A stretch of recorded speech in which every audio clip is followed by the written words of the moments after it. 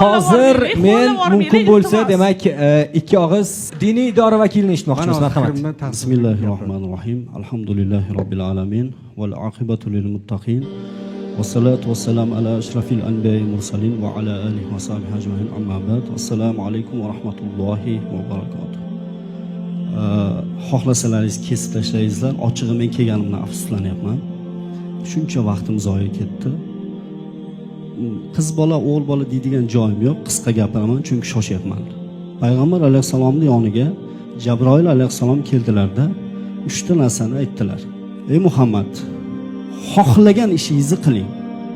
Agar hantalni urg'icha bo'lsa yoki toshni ichida bo'lsa ham yaxshi bo'lsa mukofotini, yomon bo'lsa jazosini olasiz.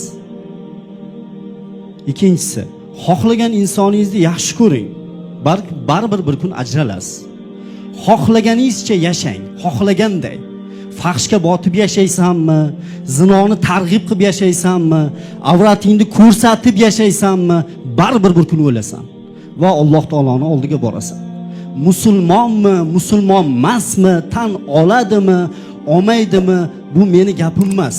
Bu payg'ambar alayhisalom aytgan gap bu. O'zini musulmonman degan inson tilini tiyib, haddini bilib, hayosini joyiga qo'yib o'tirish kerak. Endi TikTokka men ijtimoiy tarmoqlarda borman. Telegramda, Instagramda, Facebookda borman.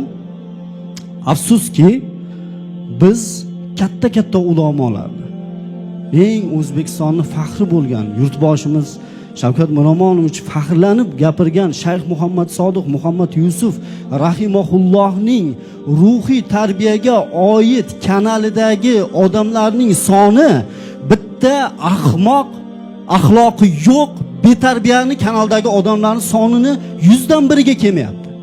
Biz qanday millat bo'lib qayerga keldik? Ovozim baland chiqayotgan bo'lsa, xafa bo'layotgan bo'lsangiz, meni haqorat qiling, lekin islomning, millatning, bu yurtning qadrini yerga urmang. Hech kimning haqqi yo'q.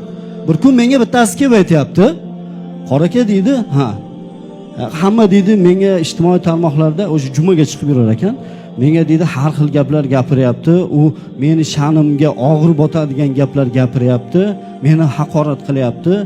Siz islomda bir insonning moli ham, joni ham, sha'ni ham harom qilingan deb aytyapsiz-ku. Ha, shunaqa deganman. Nimaga meni haqorat qilyapti? Sen nima ish qilding dedim. Lekin telefonini ochib falonchini deb qidirsangiz topasiz dedi. Aytdim, topayotmang-ki, o'zing bir ko'rsat. Ko'rsata olmayman. Qarang, ko'rsata olmaydi menga. Uyalaman dedi. Keyin qidirib o'zim bolalarga aytib TikTokda yo'qman. TikTokdan, Instagramdan qarasam, faqat boshdan oxiri so'kinish, fahsh, odamlarning ustidan kulish. Alloh taolo Qur'oni Karimda astag'firullah vaylul likulli humazatil lumazah degan. Vayl bo'lsin, jahannam bo'lsin insonlarning ustidan kulgan va mazah qilganlardan degan. Mazah qilib pul topayotgan bo'lsang, tavba qil. Astag'firullah de. Uyingga borib yig'lab Xudodan kechirim so'ra dedim. Nimaga? Sen odamlarning ustidan kulib agar pul topib qo'ygan bo'lsang, harom yegansan, uylangan bo'lsang, bolalaringga ham harom yediryapsan. Biz nima degani bu? Shu yerda kim menga ayta oladi, men o'lmayman deb. O'lgan kuning seni qiyomating. Ustozimiz aytgan. Har bir insonni o'lgan kuni qiyomati keladi. Bu nima? Bu qanaqa holat bu? Biz qo'ri masjidda iymon e'tiqodlilarga amr ma'ruf qilayotgan ekanmiz. Tashqari dabdala. Meni shaxsiy ishim deyapti. Voy birodarlar, jamiyatda shaxsiy ish degan narsa bo'lmaydi. Shaxsiy ish uyingizning ichida bo'ladi. Siz ommaviy axborot vositalari orqali ommaga chiqdingizmi? Siz ommaga tegishlisiz. Men bundan bir hafta avval 17 yosh qizni janozasini o'qib keldik. 17 yosh qiz.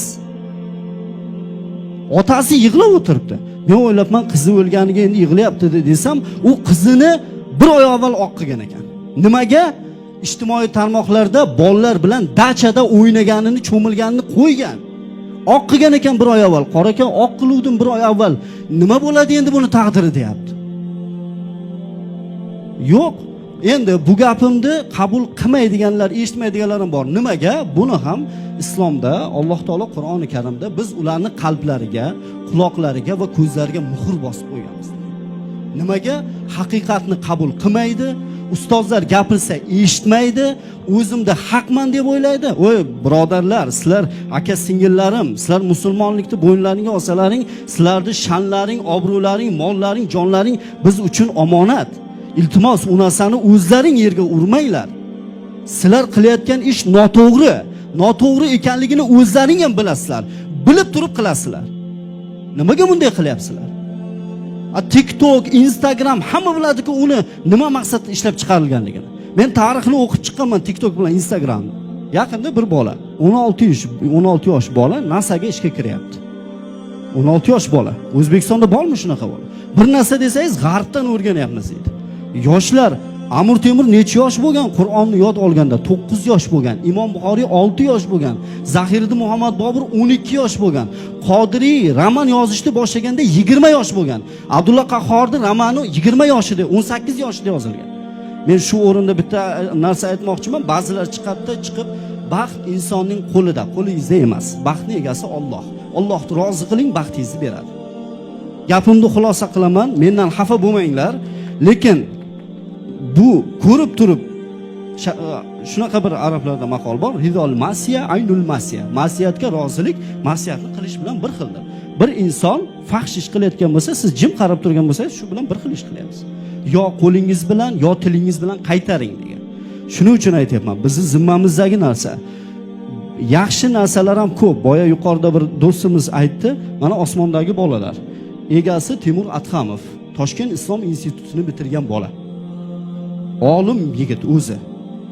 Ijtimoiy tarmoqlarni, ITni insonlar uchun, yurtimiz uchun manfaatli qilishga ishlatdi shu bola. Uning uchun nima kerak ekan? Uning uchun insonning maneri bor-ku. Chiqib olib aytadi, manerim toza bo'l. Yo'q, manering toza bo'lsa, seni manering ham toza bo'ladi. Usting boshqacha bo'ladi. Qilayotgan ishlaring ham boshqacha bo'ladi. Inson har bir farzand fitratda tug'ilgan. Sof iymonda tug'ilgan. Ota-onasi uni yo axloqli yo axloqsiz qiladi. Yo unday qiladi, yo bunday qiladi. Sizni qilayotgan ishingiz orqali ota-onangiz ham jabr ko'radi va bitta ogohlantirishni aytib qo'yay.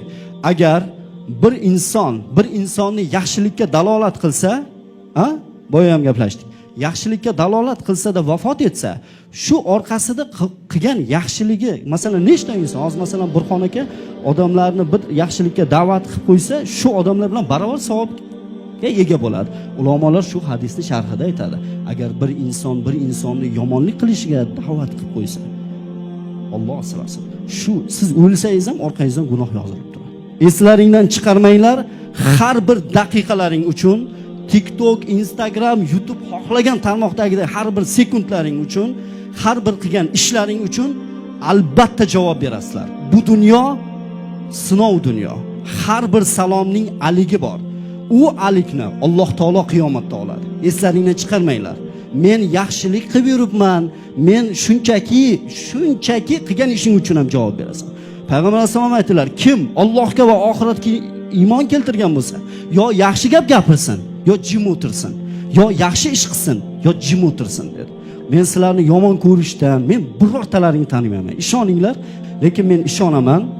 Ishoninglar sizlar ham, sizlar Alloh taologa bir qadam bossalaring, Alloh taolo sizlarga 10 qadam bosadi. Sizlar yurib borsalaring, Alloh taolo yugurib keladi. Sizlar yugurib borsalaring, atroflaringni o'rab, bu mana bu dunyoviy lazzat bor-ku, bu o'tkinchi, bu tugaydi. Ruhlaring kasal-ku, TikTokkerlar, xafa bo'lmanglar. Hurmatli vaynchilar, hammasi emas, o'sha fahshni mashhur savol.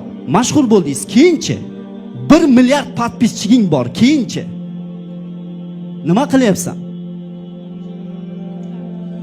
Shuning uchun men o'ylayman, inshaalloh yaqin fursatda bizni gapimizni do'stona qabul qilib, bu gapni men efir uchun domla shu yerga kelib qopti, gapirish kerak ekan deb emas. Sizlarga jonim musulmonga birodardir. Agar musulmon bir tanaga o'xshaydi. Agar tananing oyog'i og'risa, bosh ham bedor bo'ladi. Biz bir tanamiz, bir tananing a'zolarimiz.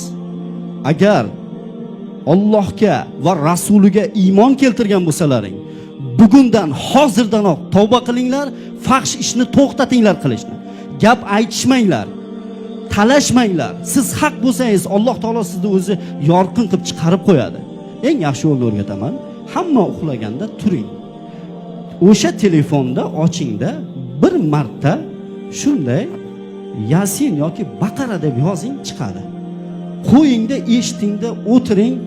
Agar zarracha iymoningiz bo'lsa, inshaalloh Alloh taoloning o'zi o'sha Baqara, Yasin, Qur'on eshitishingiz bilan Qur'on qalbingizga shifo bo'ladi.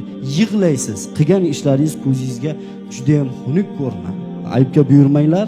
Hammalaringga Alloh taolodan rushd, hidoyat, tavfiq, baxt, saodat tilayman. Menga ruxsat berasizlar, shoshib turgan joyim. Rahmat katta. Sog' bo'linglar. Assalomu alaykum va rahmatullohi va barakatuh. Rahmat.